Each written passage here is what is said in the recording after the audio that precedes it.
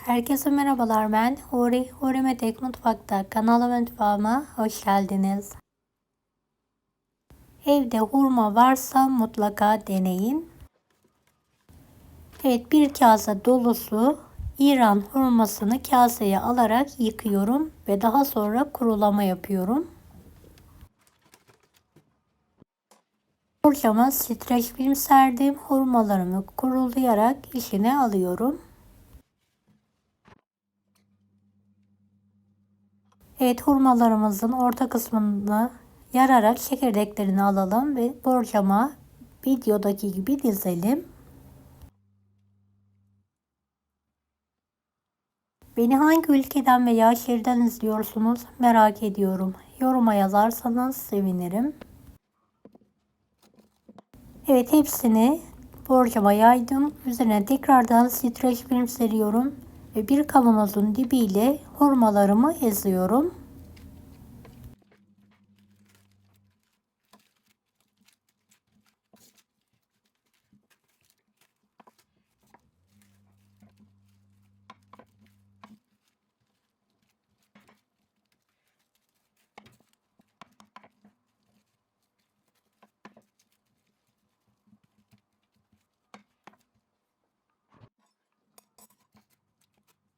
Evet, streç filmi alalım.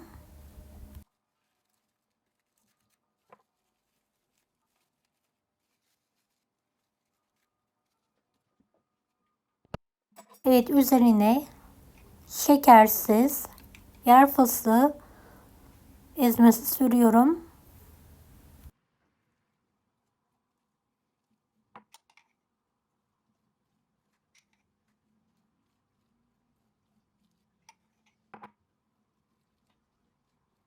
Evet, yarım kavanoz olacak şekilde her tarafına gelecek şekilde sürüyorum.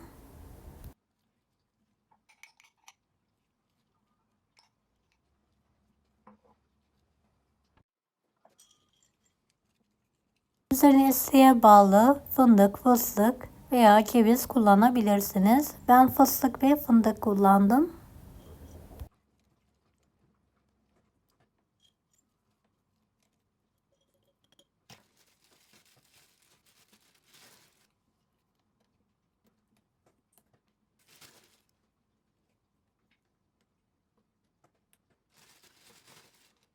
Bir paket bitter, bir paket sütlü çikolatayı erittim. Biraz içine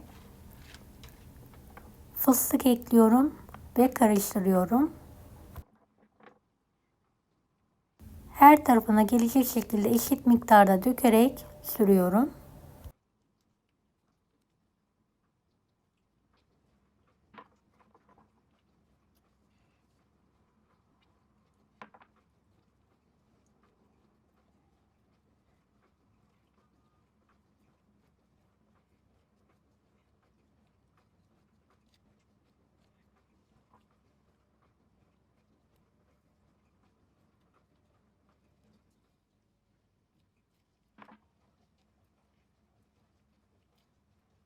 Evet, üzerini düzeltelim.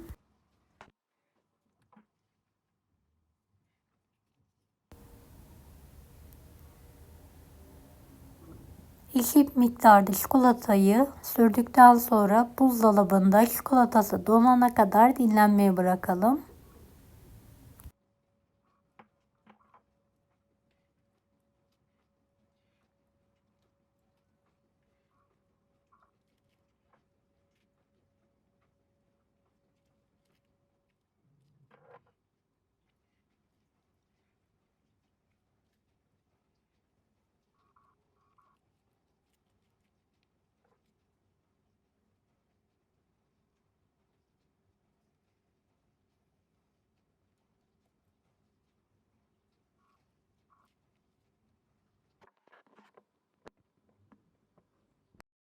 Evet, gördüğünüz gibi çikolatası dondu.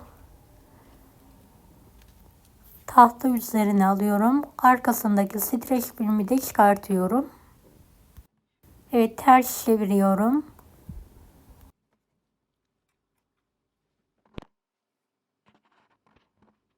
Hamur kartıyla kareler halinde kesiyorum.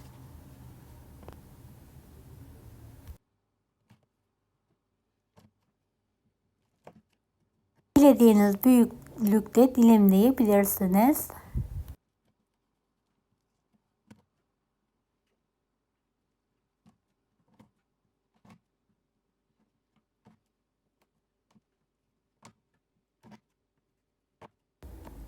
Hem hafif hem de çok lezzetli bir tatlı, mutlaka deneyin. Diyet yapanlar da bir parça olarak tüketebilirler. Evet, borcama koyarak üzerine hava almayacak şekilde kapatıyorum ve buzdolabında saklıyorum.